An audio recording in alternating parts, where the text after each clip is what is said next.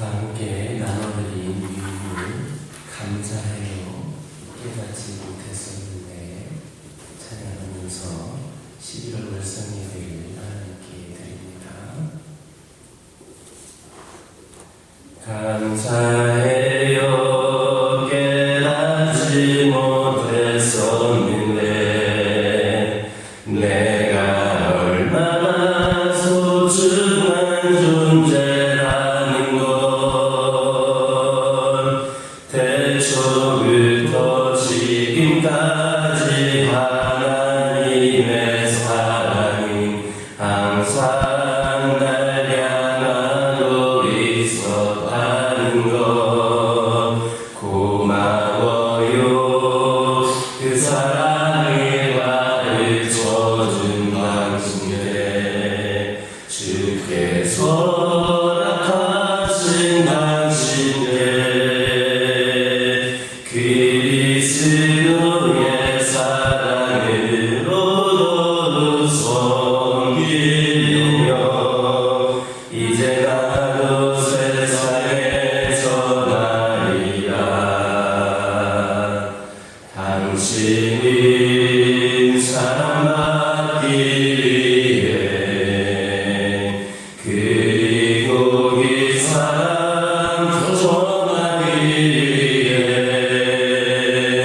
주께서 택하시고 이 땅에 심으셨네.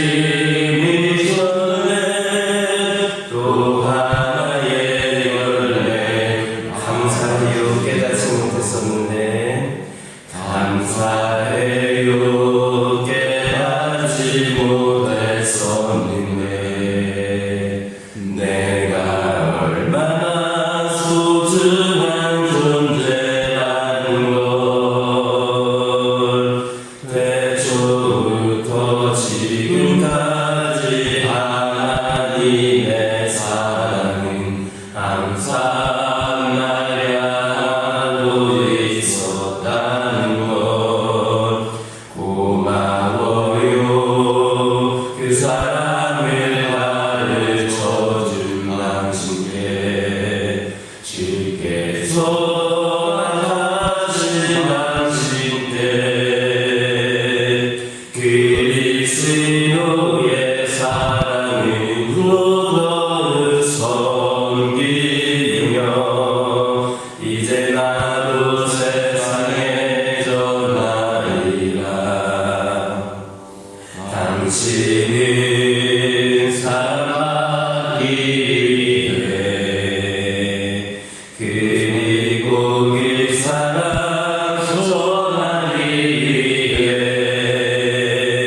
주께서 택하시고 이 땅에 심으셨네. 또 하나의 열매 당신은 사랑받기 위해 당신은 사랑받기 위해 그리고 그 사랑 전하기 위해 주께서 택하시고 이 땅에 심으셨네. 또 하나의 열매를 바라시며 아멘. 사도신경으로 신앙 고백하십니다. 전능하사 천지를 만드신 하나님 아버지를 내가 믿사오며 그 외아들 우리 주 예수 그리스도를 믿사오니 이는 성령으로 잉태하사 공정녀 마리아에게 낳으시고 본디오 빌라도에게 고난을 받으사 십자가에 못 박혀 죽으시고 잠자한 지 사흘 만에 죽은 자 가운데서 다시 살아나시며 하늘에 오르사 전능하신 하나님 편에 앉아 계시다가 저리로서 산 자와 죽은 자를 심판하러 오시리라. 성령을 믿사오며 거룩한 공예와 성도가 서로 통하는 것과 죄를 사하여 주시는 것과 몸이 다시 사는 것과 영원히 사는 것을 믿사옵나이다. 아멘.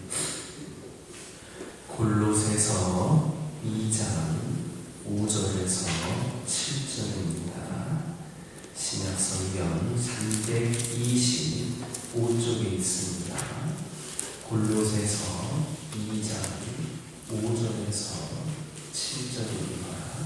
신약성경 325쪽이 있습니다. 5절에서 7절까지 한 절씩 교독합니다. 이는 내가 육신으로는 떠나 있으나 심령으로는 너희와 함께 있어 너희가 질서 있게 행함과 그리스도를 믿는 너희 믿음이 굳건한 것을 기쁘게 보니라. 그러므로 너희가 그리스도 예수를 주로 받았으니 그 안에서 행하되. 함께 읽겠습니다. 그 안에 뿌리를 박으며 세움을 받아 교훈을 받은 대로 믿음에 굳게 서서 감사함을 넘치게 하라. 아멘. 할렐루야. 오늘 11월 1일 11월 울산기도에 나오신 여러분들에게 주님의 은혜가 함께하길 원하고, 오늘 말씀의 제목이 넘치는 감사인데, 이번 한 달 동안 여러분들과 여러분 가정에 넘치는 감사가 늘 함께하기를 주님의 이름으로 축원합니다. 데살로니가전서 5장 18절을 보면 범사에 감사하라. 이것이 그리스도 예수 안에서 너희를 향하신 하나님의 뜻입니다 했습니다. 범사는 모든 일을 말합니다. 즉 내가 감당할 수 없는 일조차도 감사하는 그 성도가 되어야 합니다. 그렇게 감사하는 마음으로 감사를 생활하면서 감사가 입안에 넘치는 그런 삶을 살아갈 때 복된 미래에 축복이 부어집니다. 그것은 원망과 불평에 노예된 사람이 아니라 감사하는 성도의 삶 가운데에 넘치도록 부어지는 하나님의 선물입니다. 인간의 불행과 절망은 감사의 부재, 그리고 감사가 말라버린 메마른 그 마음에서 뿌리가 생긴다라는 것을 잠시도 잊지 마시기를 주님의 이름으로 축원합니다. 성공하는 사람들이 사용하는 언어의 절반은 칭찬이고, 행복하게 사는 사람들이 사용하는 언어의 절반은 감사라고 합니다. 감사는 행복한 생활과 이렇게 직접적으로 연결되어 있습니다. 그렇다면 감사의 조건은 어떻게 찾을 수가 있는가? 감사는 평소와 달리 특별하고 좋은 일에 대해서 표현을 하게 됩니다. 그런데 만약에 그런 경우에만 감사하다면 감사할 수 있는 언어가 많지는 않을 겁니다. 오히려 일상생활에서 감사를 찾아 느끼고 표현하면 어떻게 되겠습니까? 사실 우리가 누리는 일상생활은 당연하지 않습니다. 우리의 일상생활 가운데에 숨겨진 하나님의 기적으로, 우리 일상생활은 숨겨진 하나님의 기적으로 가득 차 있습니다. 물 한 잔을 마셔도 나무 그늘 밑에서 쉬고 있어도 평범한 우리에게는 다 하나님이 주신 기적입니다. 행복은 감사 가운데 있고, 감사는 만족 가운데 있으며, 만족의 나무에 감사의 꽃이 피고 감사의 꽃에 행복의 열매가 맺힌다라는 말이 있습니다. 이 행복이라고 하는 것은 누가 만들어주지 않습니다. 돈이 많다고, 명예와 권세가 있다고, 많이 안다고 행복하지 않습니다. 행복은 마음의 만족으로부터 오는 겁니다. 오늘도 이 감추어진 감사의 기적을 찾기 위해 하나님께 기도하는 우리 모두가 되기를 주님의 이름으로 축원합니다. 아마도 누구나 누구로부터 다 선물을 받아본 경험들이 있을 겁니다. 그때 여러분들 기분이 어땠습니까? 그게 물론 기분이 좋았을 겁니다. 특히 사랑하는 사람에게서 사랑을 가득 담긴 선물을 받았을 때 얼마나 마음이 흐뭇하고 즐거웠습니까? 그런데 사랑하는 사람에게 받은 물건이 중요한 것이 아닙니다. 사랑의 선물을 주는 그 사람의 마음이 고마워서 기쁘고 행복한 겁니다. 또 받는 기쁨 못지않은 것이 주는 기쁨입니다. 내가 누구를 사랑하고 그가 먼저 생각나고 무슨 하찮은 물건이라도 생기면 주고 싶은 마음이 오르날 때의 그 행복감, 이런 진정으로 경험해보지 못한 사람은 전혀 느낄 수 없는 기쁨입니다. 하나님께서는 독생자 예수 그리스도를 우리에게 선물로 주셨습니다. 그 마음이 어떠셨겠습니까? 인간적으로 생각해보면 그 인간적인 감정으로는 엄청 아프셨을 것이지만 사랑이 많으신 하나님은 우리에게 예수 그리스도를 보내주시면서 무한히 기쁘셨을 겁니다. 하나님의 아들이신 예수님께서 이 세상에 오실 때 천사들이 기뻐하고 목자들이 기뻐하고 동방의 박사들이 기뻐했습니다. 그런데 세상에 구주이신 예수님께서 오신 사실을 모르는 사람은 이 기쁨이 없습니다. 오늘도 마찬가지입니다. 예수님을 생명의 주로 받은 성도들은 기뻐하고 감사합니다. 그러나 예수님을 생명의 주로 받지 못한 사람에게는 이 기쁨이 없고 감사도 없습니다.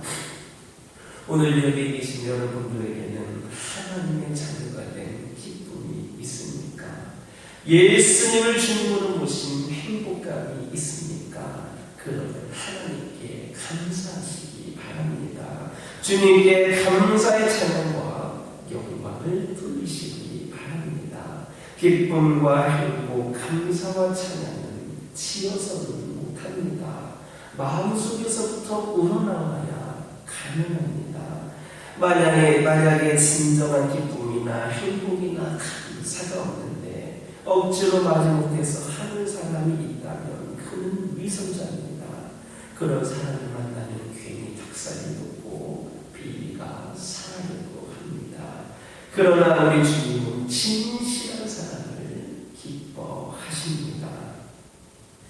멕시코의 한 마을에 온천과 냉천이 함께 솟아나는 그 신기한 곳이 있다고 합니다. 한쪽에서는 부글부글 끓어오르는 온천이 있고 그 옆에서는 얼음과 같이 차가운 냉천이 솟아올라서 동네 여인들이 빨랫감을 가지고 와서 온천에서는 빨래를 삶고 냉천에서는 헹구어서 집으로 가지고 가곤 한다고 합니다. 그 모습을 본 관광객이 안내하는 사람에게 가이드에게 물었습니다. 여기 사람들은 찬물과 더운 물을 마음대로 쓸 수 있어서 참 좋겠습니다. 이 마을 사람들은 하나님께 감사하는 마음이 많겠지요. 그러자 그 가이드는 이 마을 사람들은 불평이 더 많습니다. 더운 물과 찬물이 나오는 것은 좋은데 빨래하면 비누까지 나오지 않는다고 불평이 많습니다. 라고 대답을 했습니다. 중요한 것은 감사하는 일이 많아지고 불평하면 불평할 일이 점점 많아진다라는 겁니다.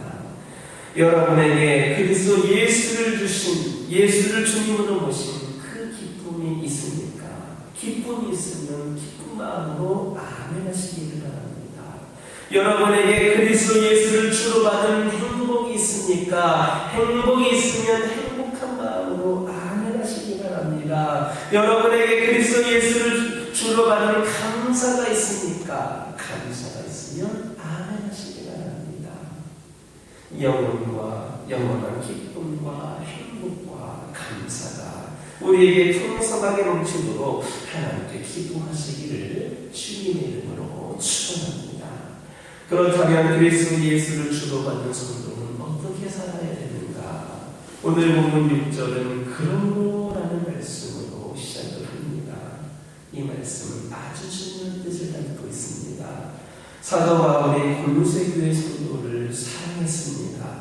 골로새 교회 성도들도 바울 사도를 무척 존경하고 사랑하고 있었습니다. 그러나 사도 바울은 복음 선교를 위하여 골로새 교회를 떠나야 했습니다. 그래서 먼저 5절의 말씀을 말하고 그 말을 받아서 6절과 7절의 말씀이 연결되는데 바로 여기에는 감사하는 성도가 생활로 나타내야 할 4가지의 삶의 질서가 나타나고 있습니다. 첫째는 뭐냐? 그 안에서 행하라라는 겁니다. 그리스도 예수 안에서 행동하라라는 권고입니다. 사람에게 있어서 행동은 아주 중요합니다. 마음가짐이 어떠하느냐에 따라서 행동이 오기 때문입니다. 마태복음 7장 16절에서 18절 보면 그들의 열매로 그들을 알지니 가시나무에서 포도를 또는 엉겅퀴에서 무화과를 따겠느냐. 이와 같이 좋은 나무마다 아름다운 열매를 맺고 못된 나무가 나쁜 열매를 맺나니 좋은 나무가 나쁜 열매를 맺을 수 없고 못된 나무가 아름다운 열매를 맺을 수 없느니라 했습니다. 즉 예수님 안에서 행하는 성도에게 아름다운 열매 곧 하나님께 기쁨으로 감사하는 행복의 열매를 맺어야 함을 기억하시기를 주님의 이름으로 축원합니다.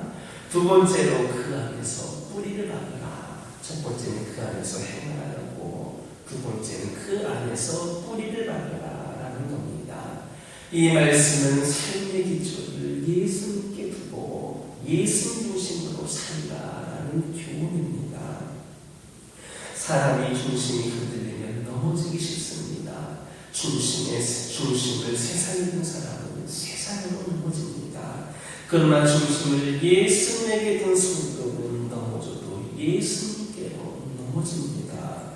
예수님께 넘어진 성도는 살 수 있습니다. 그러나 세상으로 넘어진 사람은 나가거나 죽습니다. 즉 예수님의 뿌리를 박으면 절대로 망하지 않고 영원히 죽지 않는 믿으시기를 주님의 이름으로 축원합니다. 세 번째는 세움을 받으라 라는 말씀입니다. 마귀는 사람을 무너뜨리고 깎아내리는 속성을 가지고 있습니다. 성도는 이러한 마귀의 성격을 닮아서는 안 됩니다. 예수님은 삶을 붙잡아 주십니다. 예수님은 성도들을 지켜 올려 주십니다. 예수님은 굳게 세워 주십니다. 그리스도 예수를 주로 받은 우리는 사람을 붙잡아주고 받들어주고 세워주는 협력을 해야 된다는 것을 명심하시기를 주님의 이름으로 축원합니다. 마지막으로 네 번째는 교훈을 받은 대로 믿음에 굳게 서서 감사함을 넘치게 하라라는 겁니다. 여기에서 교훈을 받으라는 말은 배우라는 말입니다. 특히 사람은 감사의 철학을 배워야 합니다. 감사를 배워서 실천해야 행복의 열매를 맺을 수 있기 때문입니다. 세상에서 제일 두려운 사람이 배우는 사람입니다. 그리고 세상에서 가장 못한 사람이 배우지 않으려는 사람입니다. 말씀의 교훈을 배워야 영혼과 육신의 풍성한 열매를 맺을 수 있습니다. 부지런히 배워서 감사의 열매를 맺으시기를 주님의 이름으로 축원합니다. 7절을 보면 사도 바울이 믿음에 굳게 서서라 했습니다. 믿음에 굳게 서서 감사함을 넘치게 하는 성도에게 모든 소원을 허락하시고 모든 계획을 이루어 주실 겁니다. 여러분들, 여러분 자신의 삶을 살펴보시기 바랍니다. 여러분의 삶에 기쁨이 있습니까? 감사가 있습니까? 과연 행복하십니까?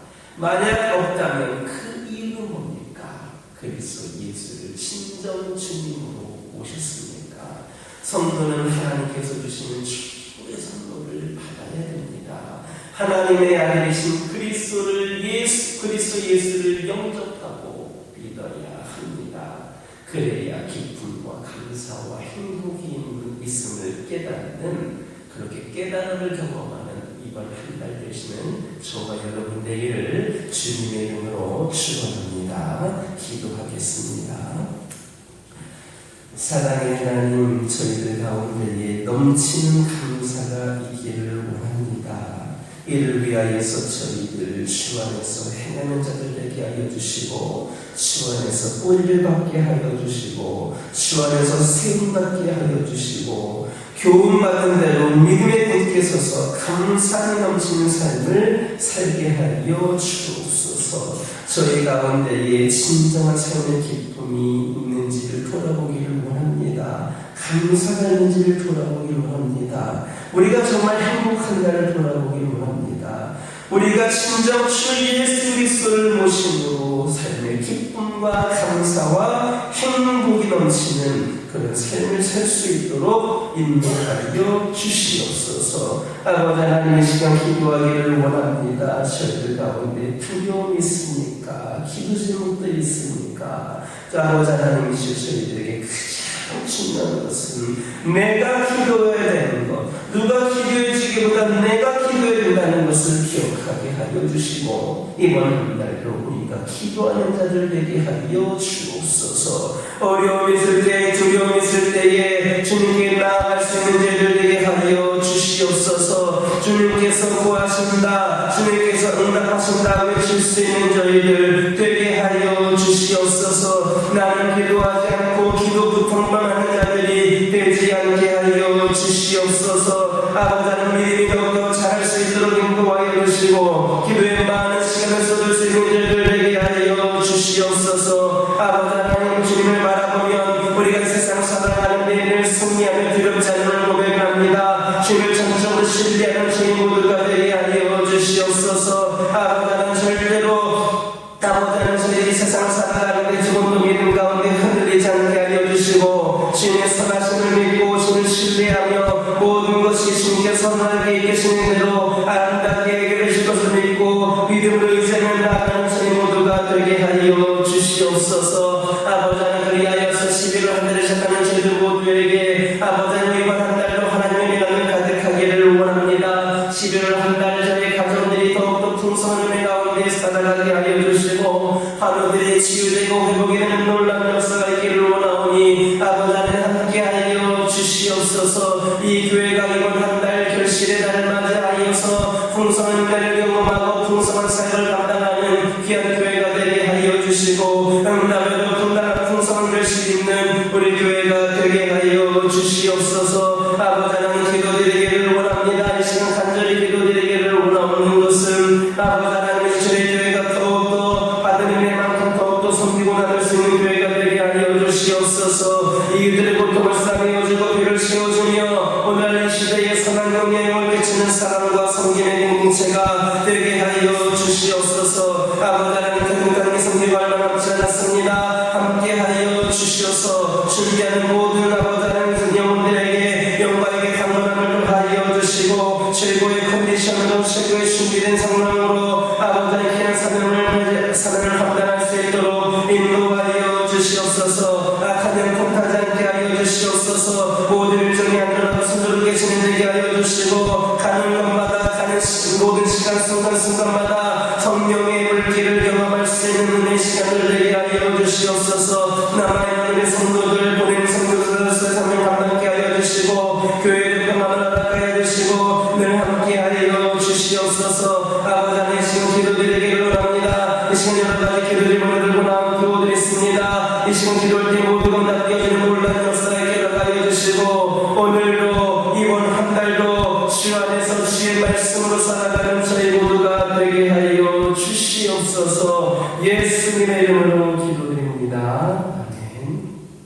지금은 우리 주 예수 그리스도의 은혜와 아버지 하나님의 크고도 놀라우신 사랑과 성령의 역사심과 인도하심의 거룩한 은총이 이번 한 달도 넘치는 감사 가운데 살아가기를 소망하는 모든 성도들과 이들의 가정과 이들의 기도 제목과 삶의 모든 자리 위에 이제로부터 영원토록 함께하여 주시옵기를 간절히 축원하옵나이다.